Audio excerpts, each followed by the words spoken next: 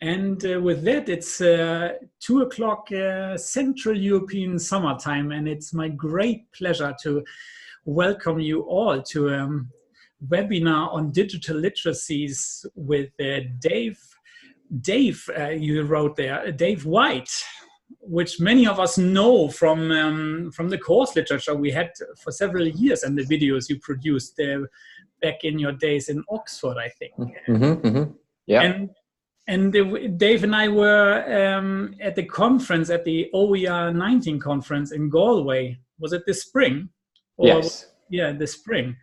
And then I got a little bit starstruck, but put all my bravery together and approached Dave and asked if we could take a selfie. And then, as you said, yes, took on the next question and asked you if you would join us for a webinar in the course. So, and you said yes. Well, and when I followed up with you 2 weeks ago, you said, yeah, for sure, I still do it. So thanks so much for joining us. It's a pleasure. So shall I plow on? Yeah. Is there anything you need to say? I forgot, please, maybe everyone, if you want to ask questions, I will keep track of the chat room. So ask your questions maybe there, and later on we will. You will need your mics as well, because I think Dave will be inviting you some discussions with the audio, so to speak. Yeah, that's all. So I'll leave the floor over to you, Dave. Great, brilliant. Well, thank you for inviting me to do this. Obviously, I said yes because I am a fan of open education, and it would be kind of weird if I then didn't do it. So I really like the principle of this course being open, and it's good to see so many people here from lots of different places. So it is super exciting. I always like to take a moment and sort of go, well, look, there are people from South Africa, Brazil, Sweden, Netherlands, UK, all over the place. And, you know, there's just no other way we'd be doing this. I mean, if we had to all get on aeroplanes, it would be a disaster and very expensive. So I'm going to get started. I think somebody's mic's open. Right, and then I'm unmuted. Lovely. So what I'm going to do for the session is sort of go through some ideas, and then there's a couple of points where you can get involved. As was mentioned, do chat away in the chat. I can't see the chat while I've got my slides up, but what I'm going to do is pause at certain points just to see if there's anything coming in, so that I don't just plow through, okay? Because it would be a shame. And my general principle is, if it could have been a YouTube video, you've probably done something wrong in a synchronous session. Do you see what I mean? So do chat, do ask questions. We will pick them up as we go along. So yeah, this is me. Now, I hope that you've all had a chance to watch that video that I made a few years ago. It's becoming a bit of a picture of Dorian Gray event for me, that, but hey, I'm glad that people find it useful. And I just wanted to, this is from the course handbook from ONL, and one of it in intended learning outcomes is explain, discuss, and reflect on different aspects of online learning, such as digital literacy. And there's bits about network and network learning, and obviously that's what you're all into. And I've had a look around the things that you've been blogging and all of the rest of it. And the course is definitely practicing what it preaches, and I think that that's really important. This is a really useful starting point for me. So this was Kevin Kelly, who's quite a famous, I mean, I think he's started up Wired magazine, and he's quite a famous sort of futurist. And normally I don't like futurists, but what's interesting is the way that history works. It means you can look back at what he said 25 years ago and see quite a lot of it is pretty accurate. And this quote, which you can read on screen there, to me is a really simple way of capturing what's actually happening and what's happening, or what's continuing to happen. So there's all these connections between people and between stuff that didn't exist before the web. And that's having a huge implication on what it means to learn, what it means to know, how we can teach. These connections form the network, which is more than just a bit of technology. It's actually now become the environment that we kind of live within as much as we live in the physical world. And a lot of what we're dealing with in teaching and learning terms is responding to the fact that this has happened, and, you know, the good and the bad of it. So I just find that's quite a useful way of describing this massive shift in terms of the network existing. And one of the things that Kevin Kelly does is he has done, and I really like this project, is he just asks people, draw a map of the internet and indicate your home. And one of the things that's really interesting about that is that the network is, we all exist in the network in some way, and we all use it to a certain extent. But it is virtual in that we can't see it, but we've all got different conceptualizations, different maps of it. I think one of the things that can be really challenging in this area is it's quite difficult to have a discussion because everybody's got different, if you say, what do you mean by network, or what do you think when I say digital, everybody's thinking different things. And this project really highlights that. So here's a 12-year-old's response to that, which I'd call the sort of, it's like the kind of hardware and wires map of the network, if you like. This is the one that I saw that is closest to the way I think about it. It's just lots of squirrely stuff with the occasional sort of stopping off point. There's a little red one down in the bottom left-hand corner there, which presumably is their home. This one, again, responding to the same question, completely different answer. And my interpretation of this is that it's almost like information that's being squeezed through something and then blasted out the other side, okay? Again, completely different. And then just lastly, you know, this idea of just a cloud of people. So, you know, for some people, the network is other people. So for some people, the network is the connections we have with others. Okay, so when you say, if I said, what do you think of when I say network? Some people think of computers, some people think of people, some people think of stuff in between. So just to be clear, you know, that one, the sort of computers and wires, that's a correct answer. This one is now also a correct answer. Right? And that's what you're dealing with, and your students will have a lot of those different conceptualizations. So the question for me is always, how do we find ways of visualizing our networks and our practices in those networks so that we can talk about them and share them and discuss? Because otherwise we're just all floating around with different images, different sort of pictures of what's going on. I'm going to pause for a second, just in case there's any questions coming in or anything, or people happy for the moment. Well, no, wait a minute. Asking a question is a happy thing. I'm not saying that being silent means that you're happy. What kind of pedagogy is that? No questions in the chat room. Okay. Do stop me if you want, or if you want to question what I'm saying as well as maybe ask a question. So, I will carry on. This is quite a useful diagram, partly because, as you'll find, all educational researchers are obsessed with triangles. Like, they love a triangle diagram. And obviously the danger with a triangle diagram is it gives you this sense that it's an incremental ladder. But what Beaton and Sharp have done here is they've also put arrows around the edge to kind of indicate actually it's sort of all fairly fluid. The reason that I put this on screen is because the stuff that I'm interested in is towards the top of the triangle. Okay, so you have access and awareness and skills are fundamental. You know, unless you can get online and unless you know how to open a laptop and start typing or clicking, then practices and identity aren't going to exist in the digital.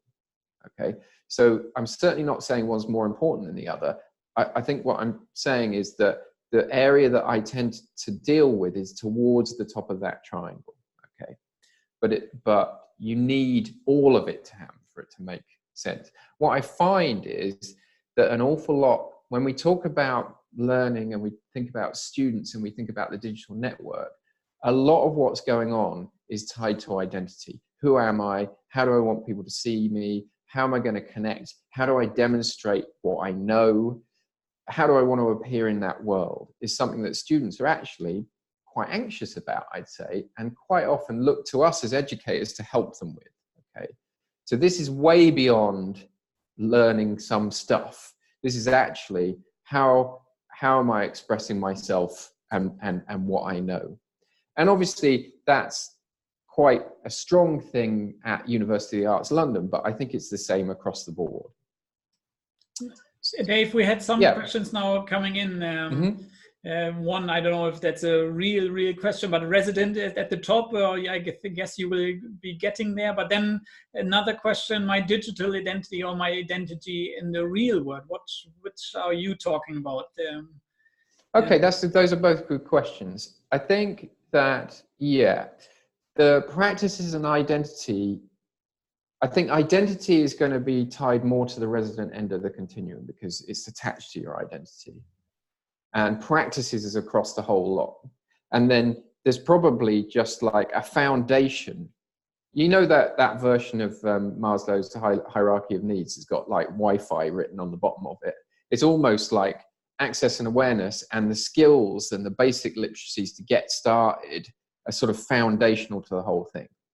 You know, in the same way that if I didn't know how to speak English, I couldn't be doing this online seminar, right? If I didn't know how to use the basics of Zoom, I couldn't do this online seminar.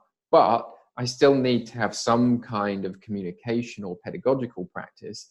And also through doing this webinar, I'm expressing my identity and connecting with you at that level as well. Okay. So I think the only thing that's probably specific is identity is a very resident thing, but that's not to say there aren't elements of it, the visitor. The second question was the real identity and the digital identity. I'm not sure to what extent that they're different these days, or to what extent that they can be picked apart. And that comes down to the individual and how they manage their lives. So some people like to be compartmentalized and they like to have a very particular persona online and maybe a different area of their life in the physical world. For a lot of people, those things end up decompartmentalizing and converging, and it's quite difficult to pick apart, especially for academics, I find. But where it would normally split is perhaps you've got a personal persona online and you've got a professional persona online, and you like to keep them separate, and you have to actively manage that. But we'll get to that. I think that that's more of an important distinction than the physical world, digital world. So I think the physical world, digital world is a very compelling dichotomy, if that's the right word. It's a very compelling distinction. And I think sometimes it sort of masks more important distinctions like the personal and the professional. Would be my answer to that question. Are we good? Yeah, and like and then a comment, there are people that refuse to achieve an identity involving digital tools. Yeah. And yeah. Well, they actively don't want a digital identity. Yeah. Yeah, and I think that's a very legitimate position to take. I think for students, especially at my institution, it would be tough for them to be a success without having some kind of digital persona.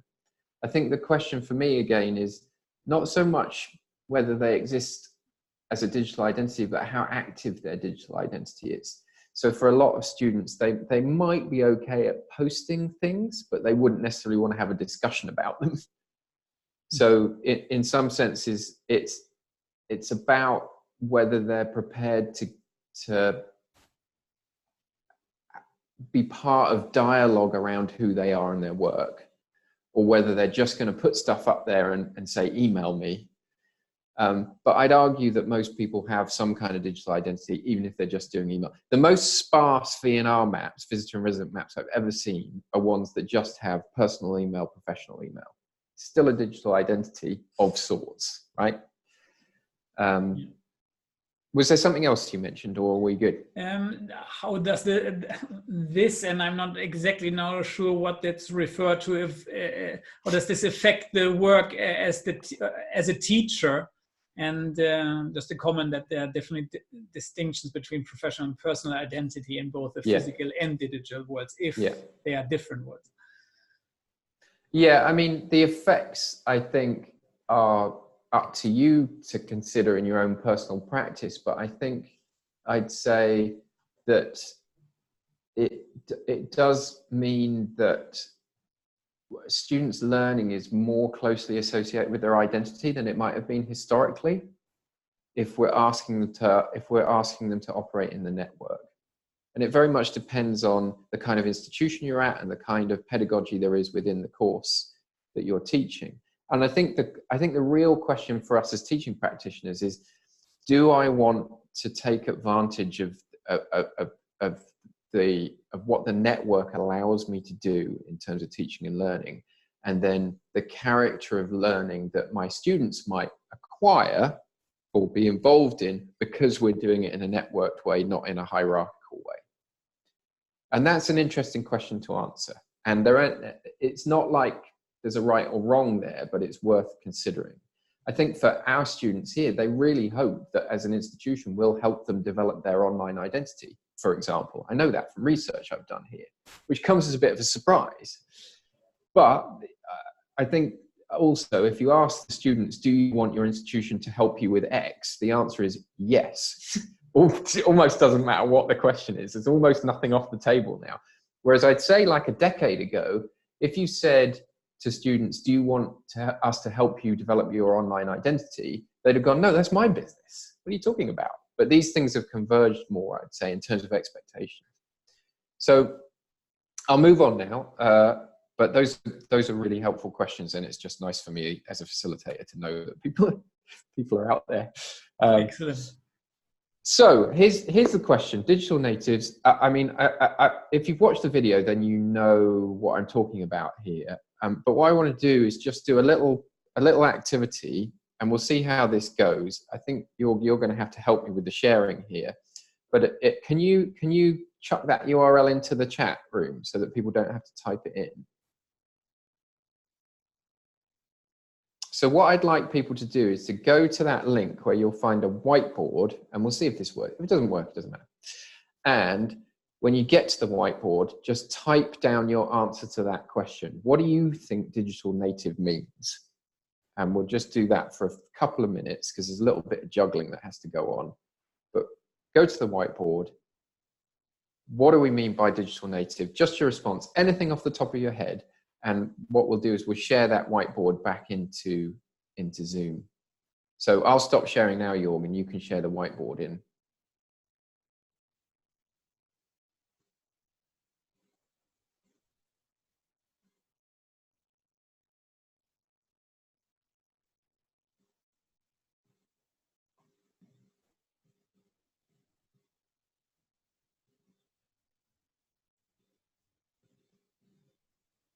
Ah, lovely. So somebody's already put that you don't make the distinction between digital and in real life. Yeah, I'm up for that. I'm just going to sort of riff off these. Yeah, growing up with digital technology, being born into the digital technology. Some nice lines there, which is nice to see. By the way, if you're attempting to write using freehand tools on a digital whiteboard, good luck to you, because unless you've got a tablet or something like that, like a graphics tablet. Yeah, so there's somebody put Prensky in there and born after 1980, but really ? Oh, we got like a post-it note format as well. You know, I really like this process because it makes you realize how many people are in the room when you see all this stuff just appearing. No such thing. Yeah.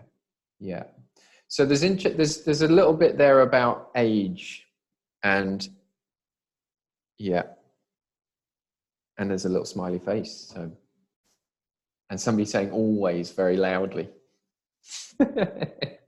Always online. There it is. Okay. I'll just wait. I don't want to rush people. Oh, the smiley face has now got an ear and some hair, so that's an upgrade.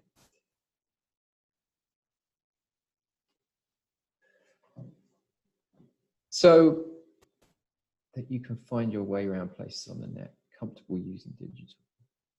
A few other things coming in. Don't worry. If you can't manage to use the whiteboard, just get your thoughts down in the chat. That's fine. Don't worry. I mean, I think this is work to the extent that we're getting after the 80s, second nature. Yeah.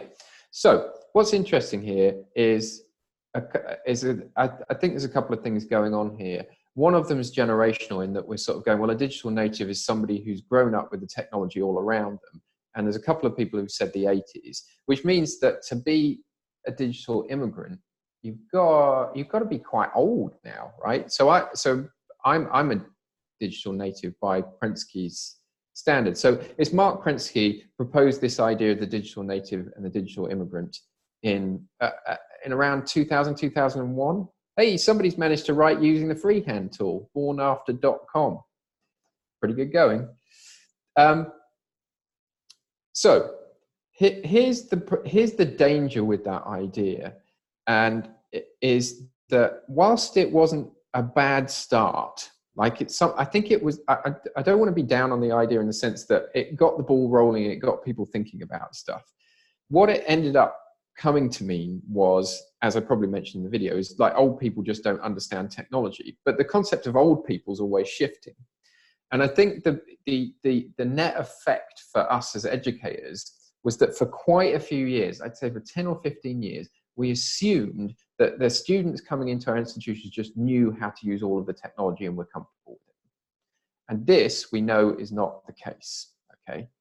So it's take text too literally in a massive piece of text. There's something very poetic about that comment. I like that. So thank you for engaging in that. That's useful. It's really interesting to see people's views on that. And I think what we can say now is that we're all born into the digital environment, but it doesn't mean that we're all comfortable with it. So I think we have to start from a position where we don't assume that young people are good with digital. I'm just going to share my slides again. So we'll come out of the whiteboard. Look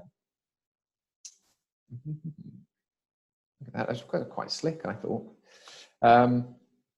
So the simplest way I've seen it expressed, and I think this is Tabitha Newman, it wasn't me, was we confuse ownership with capability.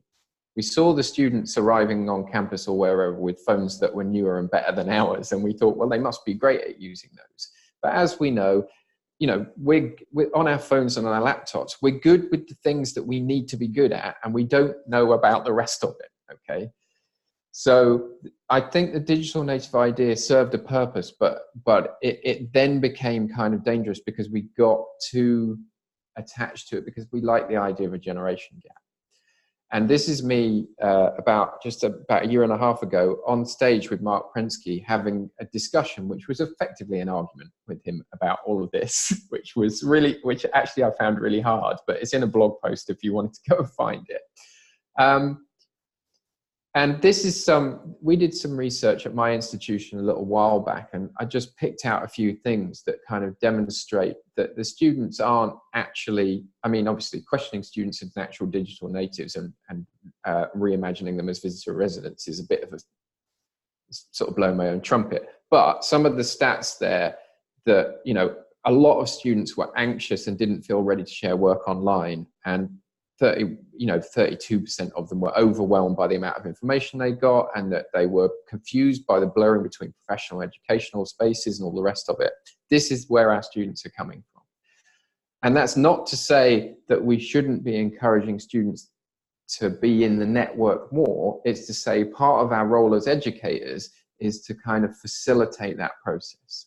Okay? And I'm sure you found that yourself. In fact, I've read through some of the blog posts, and I can see that a lot of people are like, oh, I'm not quite sure about this. This is actually, I'm excited by it, but I don't, I'm slightly tentative by it. Or it makes me slightly tentative. And what I think a really good rule of thumb is if there's a practice that you feel anxious about, your students will as well. If you start on that assumption, you won't go too far wrong. Okay. And then the question is, well, I know that this practice is of value, for example, blogging, for all these different reasons. So how do I facilitate my students into that practice so that they feel they're going to feel a bit anxious, but so that they can actually engage? So the next bit here, given that most of you will have seen that video, I'm not going to go through the visitor and residence idea in great detail, but I am about to ask you to draw your own visitor and resident maps. So be standing by with a pen and a pencil. Okay, a nice little analog bit. So yeah, just a few notes to highlight. I came up with this idea in response to the digital natives and digital immigrants idea, because years ago, I went and interviewed people face to face that were doing these fully online distance courses with us at Oxford.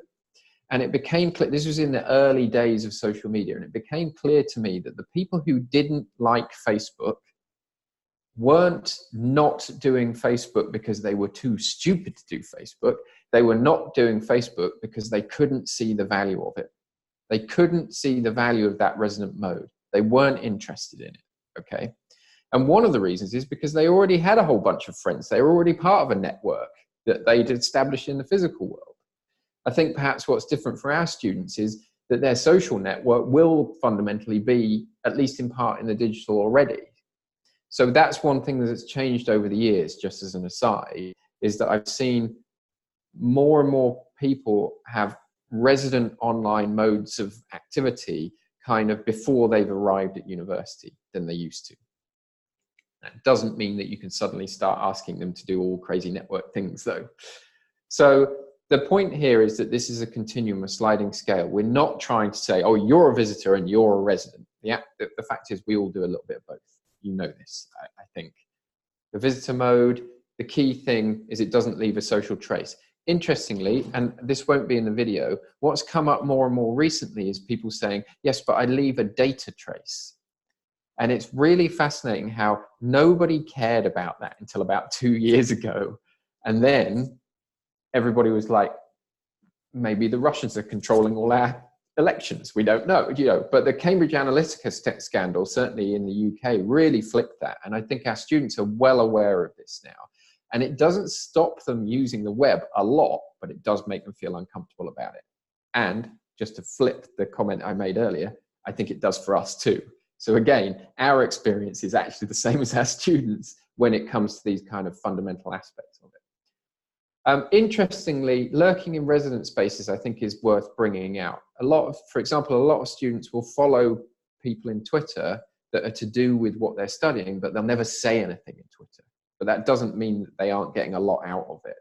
So the modes don't split by particular technologies. You could be a visitor to Twitter, right?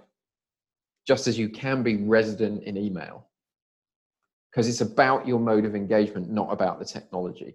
Obviously, certain technologies have certain affordances that make them slightly more likely to put you in a resident mode or a visitor mode, but a lot of them can actually slide.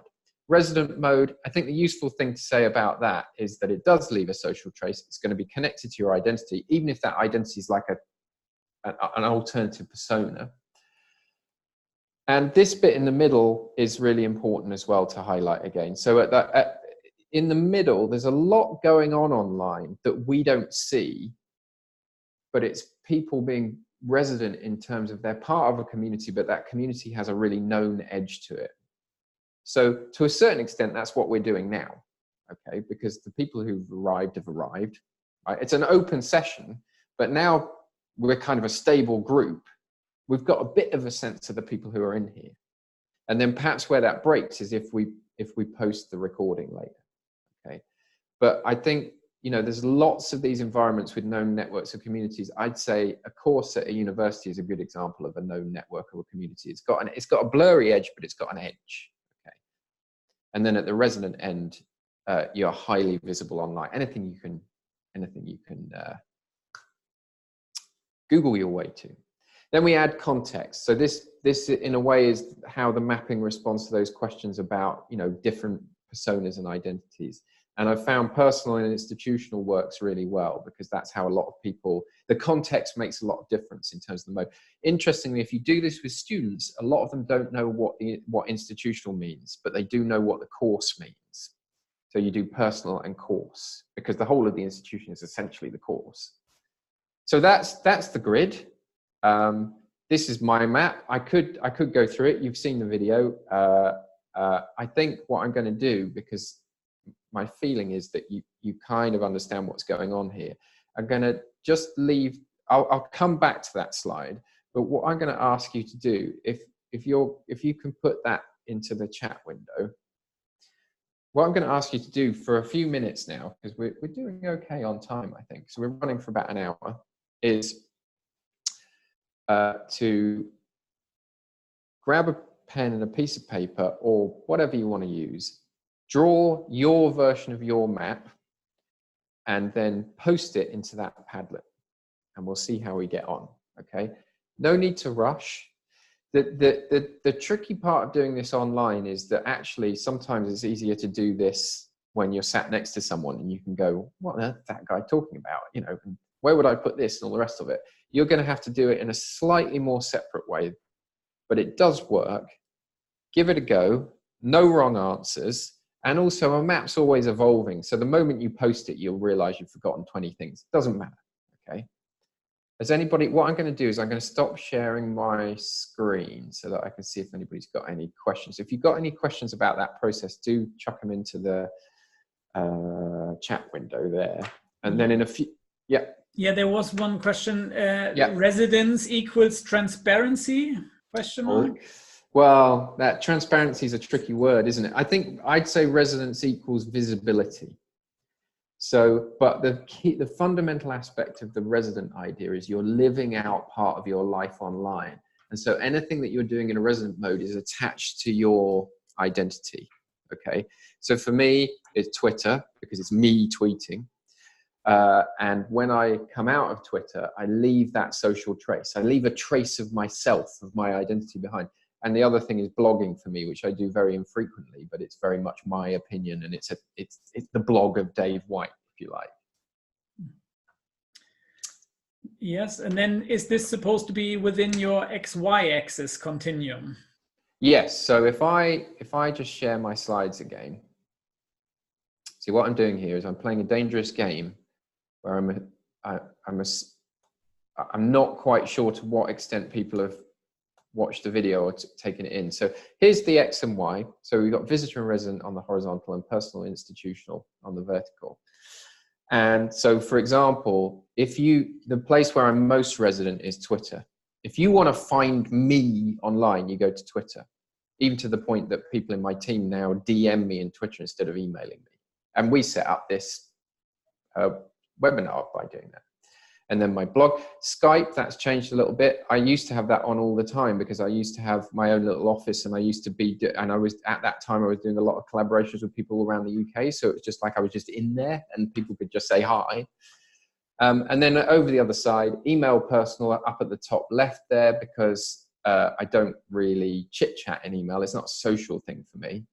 And then right in the middle, something like Google Docs or all of the Google sort of apps environment. That's just a big mess of all personal, professional stuff. It's really converged. So that's why it's right in the middle.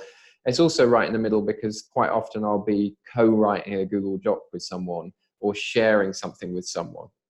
So it's probably predominantly visitor, but there are these moments where there are multiple people all in the same space that I've created through Google. Okay. How are we doing for questions? I'll just stop sharing so I can have a look at the chat. Yeah. So hopefully most people are sort of, yeah. And then more the technicalities of getting this into Padlet. I guess if you're having a pen and paper session now, and then grab your mobile phone, take a picture, visit the Padlet URL and upload a new post there. Some of you have already tested and trying to add a few posts, but the idea is we would love to see your drawings then of your map and discuss it, a few of them afterwards. What I'll do is I'll just make a short URL. Oh, perfect. That's what I was. Yeah, because then it's easier if you grab your phone. Exactly. You got that already? Or? Yeah, I haven't made a specific one, but it is a bit shorter. Yeah. So excellent. Thanks. So this URL I'm just putting into the chat window is like a shorter version if you need to type it into your phone, because I get that thing where I take a photo on my phone and then. Exactly. It's the. But We don't have to rush. We're fine. No. So take your time now, draw your drawings, and if you have any questions regarding anything, use the chat.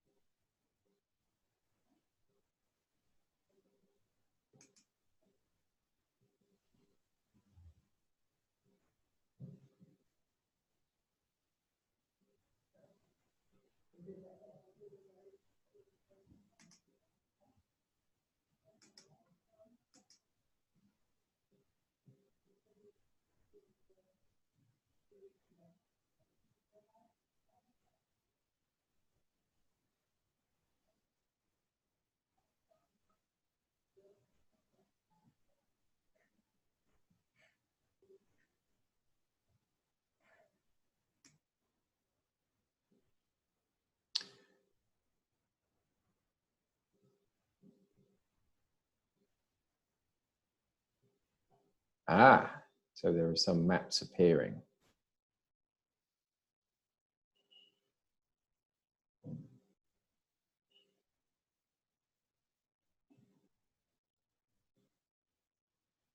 But no rush.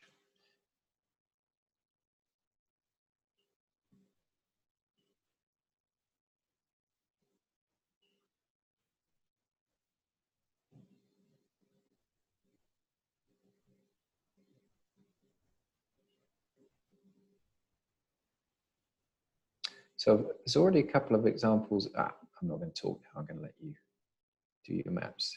We'll get to that in a minute.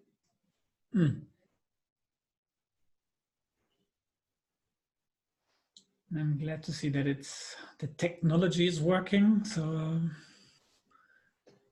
quite often does these days. Yeah.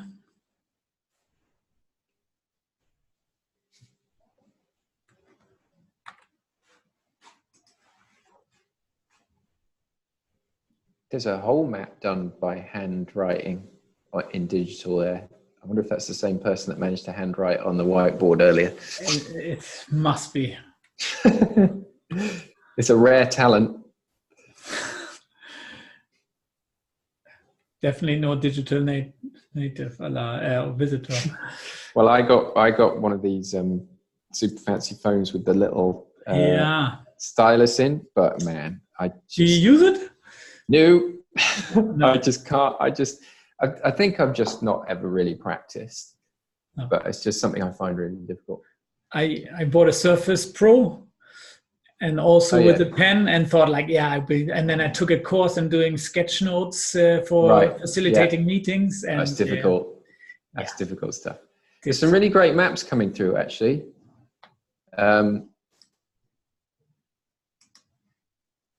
Got a lot of post-it notes. Yeah, there's another one. It's always interesting to see the LMS on the resident end. It's always intriguing.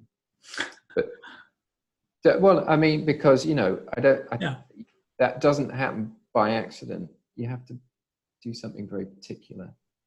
You're also looking at the one with the stripes or the lines. Yeah, I think so. As I see, some of them are in my sideways. head as well at the moment. We're looking at the same one at the same time. Yeah, it's several of them are. Yeah, it's always difficult with a phone, isn't it? Yeah, definitely. Yeah. Okay.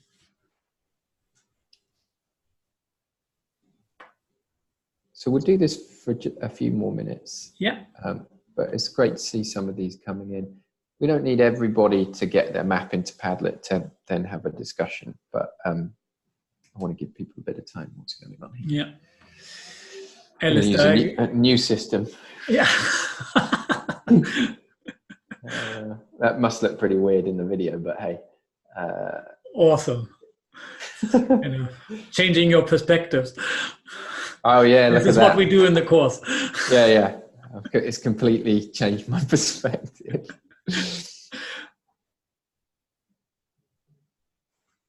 Yeah, and people start to comment on each other's or on the same also. Dropbox, yeah, Dropbox. It's amazing what you forget to put in. People sometimes look at the home screen of their phone. Yeah. Because as a general principle, if you put it on the home screen of your phone, you probably use it quite a lot. Yeah. It's interesting doing this without me having gone through my own map in detail, because I think it does change the character of it, but not in a bad way. Yeah. Okay. So what I'm going to do is carry on doing your maps and see if you can get them into Padlet. If you find it frustrating getting them into Padlet, then that's fine. Obviously, the Padlet's there. You can chuck your map in at any point. Padlet's not going to suddenly close. What I'm going to do is just attempt to share this Padlet into Zoom so that we can talk about what's going on. And that's going to require me to concentrate. And there we go. Okay, so where to start? So this one just came in.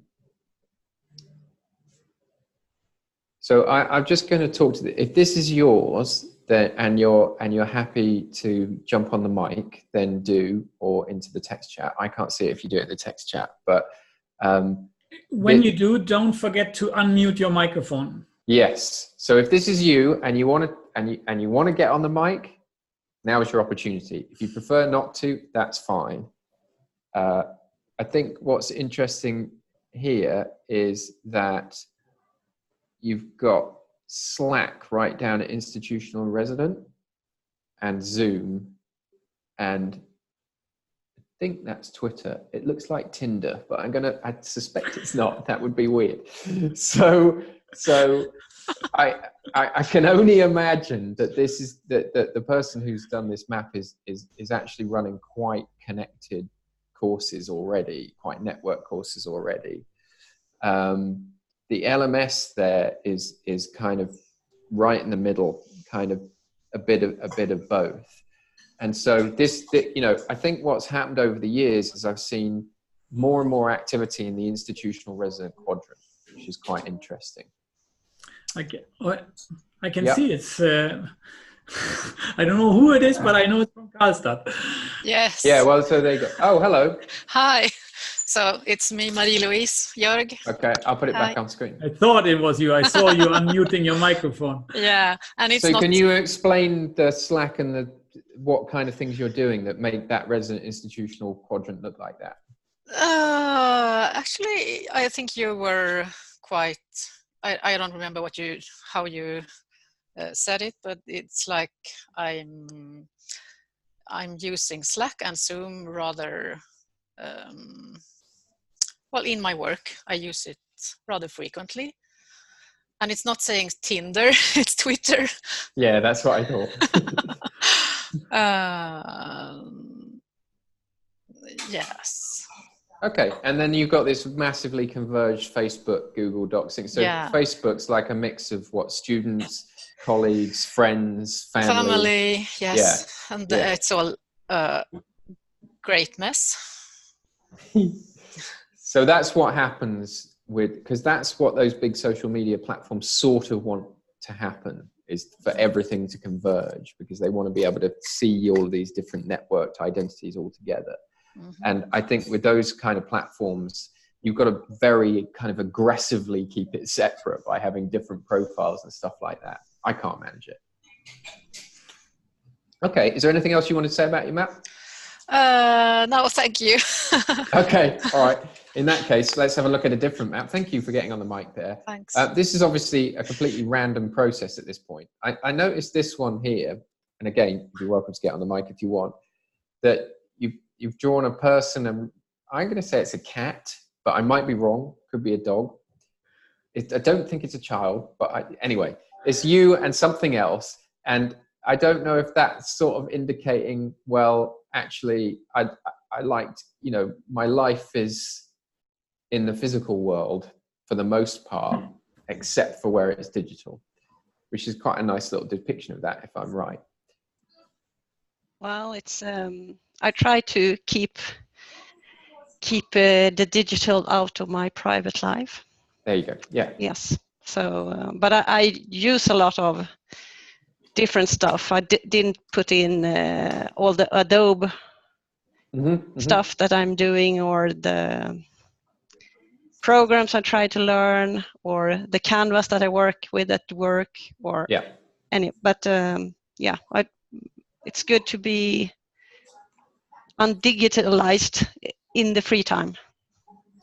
Yeah, and I think if we think about it from a student perspective, the students that I've spoken to, I mean, again, I say student, I could just be saying everyone, is that sense that somehow we get pushed around by the online environment because we get sucked into it and then we sort of can't get back out of it again.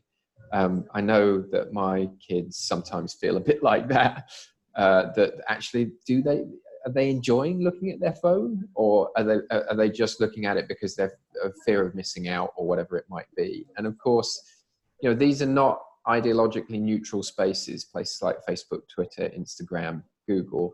You know, their business model is to keep you coming back for more. And so part of what I think we can do as educators is equip students with the agency they need to be able to manage their relationship with digital. Okay? Because they need to be, I think they need to be part of some sort of network in some way, but they don't want to feel pushed around by it, basically. So, okay, thank you for that. I'm just going to do a couple more of these.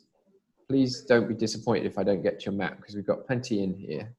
That's worked really well, actually. What's this one? Looks quite intricate. Let's have a look. Oh, it's also upside down, which is exciting. So, now, again, if you wanted to get on the mic, you're welcome to. You got Moodle, very institutional and resident then. My guess would be that you're running kind of blended or distance courses. But then you got Snapchat, super visitor and personal, which I can understand how that would be the case, but that's a good example of where you've got what should be what you'd assume would be a highly resident platform. Actually, you can just engage with it without posting. Is somebody there? Yeah, it's me. Hello.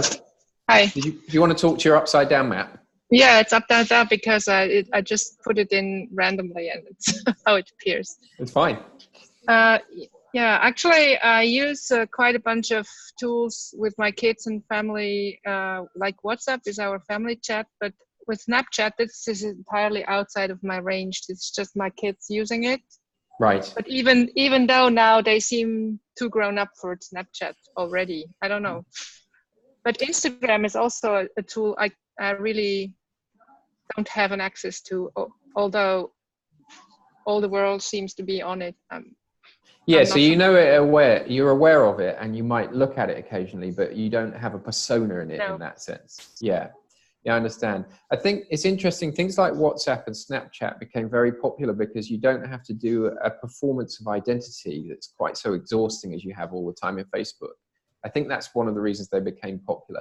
And certainly, you know, with Snapchat, if my kids go to a party and then people are posting photos of it, the fact that they then disappear, because one of the big fears, even from an educational point of view, is that if I write a blog post, is that there forever? You know, and we get these really interesting educational effects whereby, you know, students that have been blogging on a graphic design course in year one, by the time they leave, they don't want people to Google that and find that because they were still learning, right? So it can play out in lots of different ways. It's just something we have to be sensitive towards, is that certainly, I mean, the way I put it at a conference recently in an overly long comment was, you know, students' time at university and education is this kind of very extreme period of becoming. You know, there's a lot of identity stuff going on. And so the persona they had at the start might be different from the persona they had at the end. And they want to be able to manage that. And so we have to be able to negotiate that situation. Okay. And I think actually through the process of operating, of developing kind of networked and open practices is a great way to reflect on who you think you are and who you want to become, which is a really important part of the educational process. Was there anything else? Sorry, I've been talking. Was there anything else you wanted to say about your map? There are a few tools, maybe only LinkedIn or WordPress or even Twitter I use as well privately as well as in my professional environment. But all the rest actually is either or. You got quite a distinct split there, yeah. Okay, thank you very much. Thank you. Here's a quick question. What's the next tool after Snapchat then? Well, I don't think that, I'm not sure. TikTok or? I mean, what I find is that the tools move faster than the practices. So, you know, there's a practice which would be expressing myself online or getting involved in dialogue online or socializing online. And the tools, I like to think those practices don't change that much, but the tools kind of flow through them. And occasionally a tool will come along that will change the paradigm of a practice. So Snapchat's a good example with like timed posts and images. And that's very liberating, because there's two things that people don't like about operating online, I've found. One is that it's too permanent, right? And the other one, oddly, is that it's too ephemeral. So if you think about like publishing as an academic, everybody says, well, but a blog post, you could change that, you know. So, or I could tweet and then it kind of disappears. And then on the other hand, you're like, I could tweet, but anybody could find it again even if I delete it. And this weird hybrid where everything's kind of both very ephemeral, but also permanent, is actually quite damaging for public discourse in some ways. Because we see this with politicians, don't you? So politicians say almost anything, and almost anybody can go back through their Twitter and find where they said something contradictory, and it kind of wrecks it. So there's some really, really interesting and dangerous stuff happening in terms of public discourse, because it's both ephemeral and permanent, and because we've broken down this public-private silo, you know. And somebody said at a session I was at, which I thought was very wise, and it was to do with Greek, the way that the Greek society had started up, is democracy stops working as soon as there isn't a public-private divide, which is just something I'll leave you with. I'm not going to go through that, and that's a big question. Okay, I just want to do this one because it was up first. It was up quick, and it's nice and messy, and I like that. It's like when you do life drawing and you do like a 20-second pose. It's like the V&R map. I don't know if you're around, you want to get on to, there's something called Steam or Stream in there. It looks like you're very resident in Skype as well. Yeah, it's Steam, not Stream, and it's very messy. And why should you put this one up? Well, I just like it. It just goes to show you can just dash. Yeah. Is there anything you want to say about it other than it's messy? No. Yeah, I missed a lot of stuff. Like if I see the tools incoming, and as you said, when you look at your home screen, and fact of the matter, yesterday my old phone refused to charge anymore, so I had to buy a new one, and I had to put everything again on it and just arrange all the shortcuts like I'm used to. So, and like most of the people, I think WhatsApp, it's on the front page, and Telegram and news pages. And mostly I forgot these things I do for work, because I have to use an LMS and stuff like that. But I think the fast tools or the tools I think the fastest are the ones I use daily, during work and after work. Okay, brilliant. Thank you. There you go. You see, even a quick map you could say something about. What I'm going to do is I'm just going to go back to my slides now. Thank you for chucking your maps up there. Sorry if you couldn't get them into Padlet, but I think actually most people did. I'm just going to find my PowerPoint. So we've just got a couple of minutes. I just want to wrap up. We spent, I wanted to spend a bit of time discussing, because it's nice to see each other's maps. And that's the same for the students. It just makes those things visible. Interestingly, not many people put Google searching, and nobody put Netflix, as far as I could see, because it's easy to forget that that's like online. And there's things like Amazon and stuff like that, which for the most part is visitor, but if you start leaving reviews, then it becomes quite resident. So there's, I suppose what I'm saying is it interesting to consider what you forgot to put on? because normally the things you forgot to put on, you're so normalized to them that you forget that they're a thing, right? And that's the same with students as well. If you said to students point blank, tell me about your digital practices, it's an impossible question to answer. But if you go through the mapping process, it helps to kind of facilitate that. So we had a discussion, look at that. So I think really it's intriguing to consider this tension between hierarchy and network. Okay, and you know, our institutions are going to be hierarchical, but actually perhaps the way we do our work in our institutions more network, because there are certain people we trust and certain ways of working that probably don't reflect the hierarchy. So networks and hierarchies always coexist. I think some people like to paint it as, you know, well, there's the evil institutional hierarchy and then there's a super groovy web network. It's not, it's much more overlapping and nuanced than that.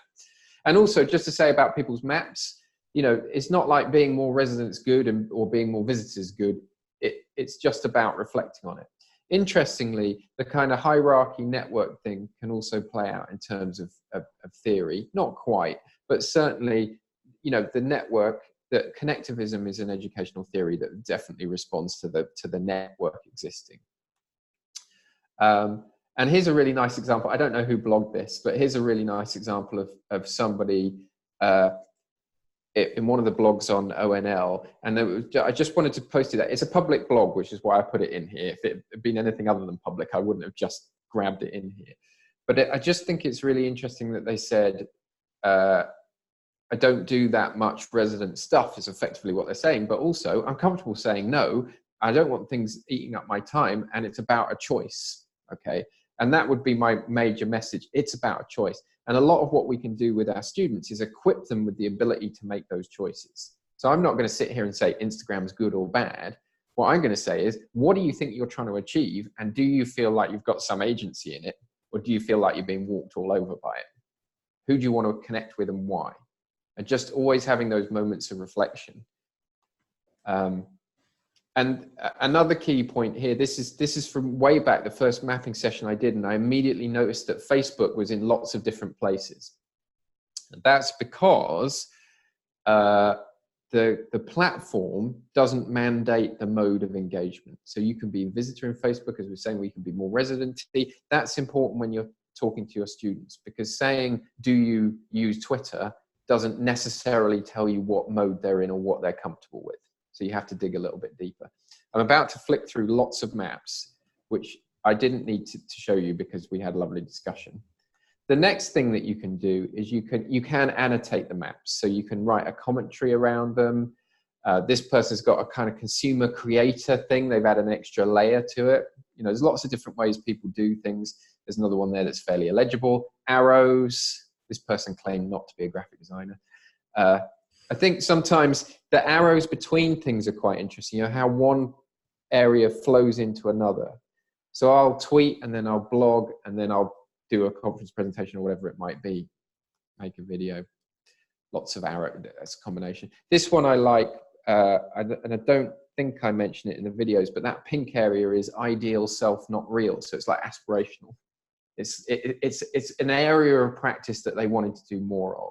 So you can use the maps as a way of going, actually, I'm going to do more of this and less of that. And again, that gives you that sense of agency. I feel like we're out of time here. So I just want to leave you with this last thought, because it's a really nice last thought from George, which is thinking about the Kevin Kelly quote about, you know, we're now connecting everything to everything else like crazy and not even thinking about it. This, you know, we are in knowledge and networks that are abundant, not scarce, okay?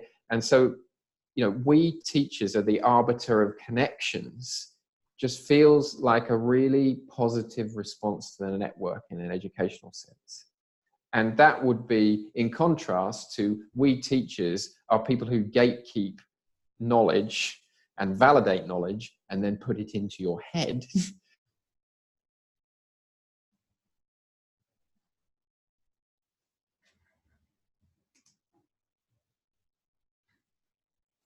And now you disappeared, Dave. Connections, which I think is what we've become. Hello, did I come back? Now you're back. Yes, I thought I was. I just had a little wobble on my connection. Thank you very much for taking part. There's a fire alarm test in my building now. Very hierarchical. Here it is. Now we do hear it. Yes. So Dave, I'll mute my mic.